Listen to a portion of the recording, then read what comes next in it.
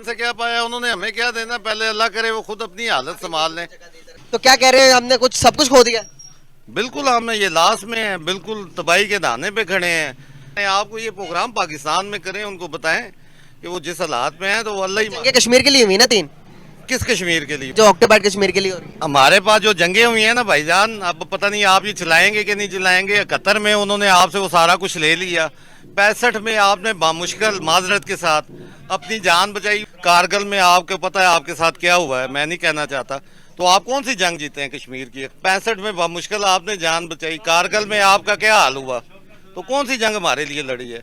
Sir अब हम जम्मू कश्मीर के लिए भी सोचने के जंग लड़ने के लिए, क्या हम इंडिया के साथ जंग लड़ सकते हैं अभी इस कंडीशन में है? मैं एक बिजनेसमैन हूँ, मैं बिजनेस वाली बात करूंगा। इंडिया की जो रिजर्व है ना, वो इस वक्त मेरे भाई है 462 बिलियन। तो आपके 3 बिलियन आपके पास रिजर्व नहीं है, आप एक दिन जंग नहीं लड़ सकते आप, ठीक है ना। कि जो दुनिया की बेस्ट 100 यूनिवर्सिटियाँ हैं ना, उसमें पाकिस्तान की कोई यूनिवर्सिटी नहीं है, ठीक है। तो सिर्फ मकबूजा कश्मीर की 2 यूनिवर्सिटियाँ उसके अंदर, ठीक है ना, जिसमें आईटी यूनिवर्सिटी 4 चनार है और एक और है, मुझे उसका हाँ सारी उसकी। तो फिर दुनिया के जो वर्ल्ड के इससे ना बेस्ट जो एयरपोर्ट्स हैं ना 10, उसमें 5वें नंबर पे श्रीनगर एयरपोर्ट है। हमारे पास तो है ही नहीं है। आप क्या उनका मुकाबला करेंगे? वो झील डल का मुकाबला आप भाई नहीं कर सकते। जो उनकी जो उससे वो पैसा कमा रहे हैं ना सिर्फ झील डल से, तो आप पूरे पाकिस्तान में सियासत से इतना पैसा नहीं कमा रहे हैं। आप उनके साथ क्या मुकाबला हमारा है यार? फिर भी यहाँ पर कहते हैं कि हम अगर आज जंग लड़े तो हम जीत जाएंगे, ऐसे क्यों? ये वो सोशल मीडिया पे तो आप जंग जीत सकते हैं, वो तो रात को हम रोज ही जंग जीत के बैठते हैं ना। उस जो हकीकत है, जो सच है, उसके पास आए, वो देखें इंडिया का, आप इकानमी देखें, अपनी देखें। मैं नहीं कहना चाहता, ये बात थोड़ी सख्त बात है। जंगे गैरत पे लड़ी जाती हैं, तादाद पे और कुव्वत पे नहीं है। ये अभी अल्लाह पाक ने ये नेटो की 34 मुल्क की अखवानियों ने उनको भगाया ना, तालिबान ने। क्या है उनके पास? फटे हुए जूते। तो जो अल्लाह से मदद मांगता है, तो हम ने 1400 साल पीछे जाना मेरी जान। हम 1400 साल आगे जाके जलील हो रहे हैं और मजीद जलील होंगे हम। फिर तो हम तो फिर हमारी पब्लिक ये कहती है कि आज़ादी सबसे बड़ी नेमत है। क्या आप फिर आज़ाद है? तो 100 बातों की तो मैं कर सकता हूँ, पर आज़ादी जो यहाँ हम अजान सुनते हैं अल्हम्दुलिल्लाह, इसकी ये बहुत बड़ी नेमत है। पाकिस्तान जो हमारा मुल्क है, अल्लाह से आबाद रखे, हमारी बका पाकिस्तान के साथ है। सर अजान तो वहाँ पर भी होती है। अजान तो होती है ना, तो वहाँ आपकी जो बेटियां, ये हमारी बहन जो इंटरव्यू कर रही है ना, ऐसे इंटरव्यू नहीं कर सकती ना मेरी जान। वो फौज अभी आनी है, वो गाड़ी लगा के उठा के ले जानी है, आपने क्या कर सकते? आप कुछ नहीं कर सकते। इधर हम महफूज हैं कम से कम। डॉक्टर साहब, वाकई ऐसा हुआ है कि एग्रेसिव रिस्पांस आता है, अब नरेंद्र मोदी साहब हो या उनकी जो टीम है या जो फोर्स है, या ये हमें लगता है कि नहीं जी अब वो ज्यादा तेज रिस्पॉन्ड करते हैं, पहले नहीं करते?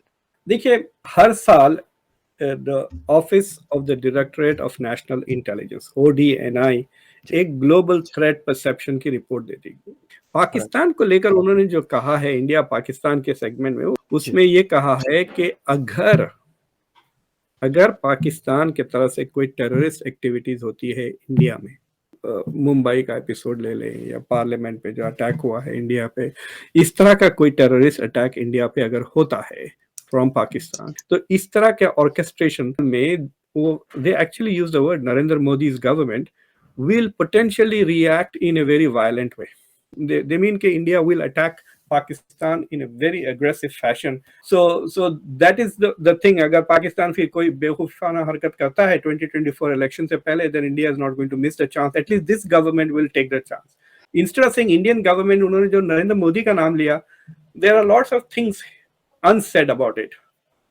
ओके, इंडिया जो है वो दुनिया का इस वक्त का सबसे बड़ा आर्म्स इम्पोर्टर है, और this is not something very small to be ignored.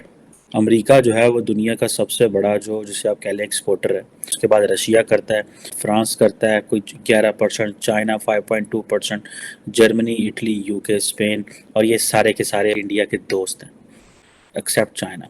तो इंडिया जो है वो 2018 से लेके 22 तक दुनिया का 11% असला खरीदा।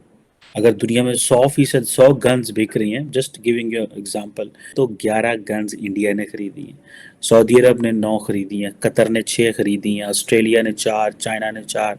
अब 11% जैसे मैंने बताया कि इंडिया की आर्म्स वो है उसमें, लेकिन 2018 टू 2022 जो है 18 से 22 के बीच में जो इंडियन इम्पोर्ट्स हैं रशिया से वो 64% कम हुई हैं। अब इंडिया ने क्या किया है कि वो बेसिकली उनके पास पैसे हैं, वो क्या कर रहे हैं, उन्होंने सबको अंडर प्रेशर किया हुआ है, वो कंपटीशन में चले गए हैं, वो जितनी भी सप्लायर स्टेट्स हैं उन सबको उन्होंने टेंशन में डाला हुआ है। और वो इस तरह के जैसे अमेरिका 40% कर रहा है तो इंडियंस अपना शेयर भी उससे ले रहे हैं, रशिया से भी वो ले रहे हैं, वो फ्रांस से भी ले रहे हैं, ब्रिटेन से भी ले रहे हैं। तो दुनिया के जितने जहाँ जहाँ से टेक्नोलॉजी है इंडिया सबसे ले रहा है। सो इंडिया ने क्या किया है कि वो उन्होंने अपने आप को उन्होंने कंपटीशन बढ़ा दी है। उन्होंने कहा इससे गन ले लो, इससे पिस्तौल ले लो, इससे ये ले लो।